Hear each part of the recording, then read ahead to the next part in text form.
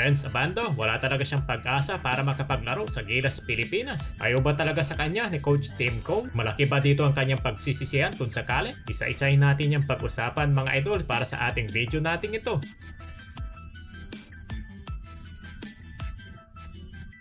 Sa nakarang araw ay nag-showtime si Renz Abando sa pagbisita na nga ni Ja Morant sa Pilipinas. Gumawa ng mga ilang daang party. Sila kay sa naging exhibition game nila sa harap ni Ja Morant. Halos same height lang naman sila ng ating bisita at si Kabayan na kung saan ay pareho silang energy sa game. Pero syempre, iba pa rin dito ang husay ni Ja Morant dahil sa itong legit na NBA player. Pero anyways, baka iba naman ang isipin ng mga iba dyan patungkol na nga dito kay Lakay. Pwede pa rin daw baguhin ang Final 12 ng Gilas Pilipinas. Pero dedepende pa rin yan sa samahan ng basketball ng Pilipinas. At ayon na nga rin yan sa report ng Spin.ph ay may pag-asa pa nga daw sumali si Troy or si RJ sa mga last minute bago mag-umpisa ang tunay na laban. At kasama na nga rin dyan lahat ng mga Gilas players na isinama sa Gilas Pilipinas pool na isinumiti sa FIBA Asia Cup. Kabilang na nga lang dyan sila RJ Abarientos, Troy Rosario, Xavier Docero, Mason Amos, Angelo Kwame, si Kai Soto at pati na nga rin tong si Renz Abando na pwede nga nila ditong gamitin. At ang sabi nga dito sa rules ng FIBA at pati na nga rin dito sa report ng Spin.ph ay posible pa rin ditong mabago ang roster ng isang kupunan na lalaban sa tournament, particular na nga sa FIBA Asia Cup. Pero yung nga lang mga idol, kung ang mga players ay magkaroon dito ng mga injuries as per na nga dito sa FIBA rule. At kung hindi nga rin ako dito nagkakamali mga idol, no, correct me if I am wrong. Hindi lang isa, hindi lang dalawa, pwede yan kahit pa 5 na players na pwede pa nila ditong palitan.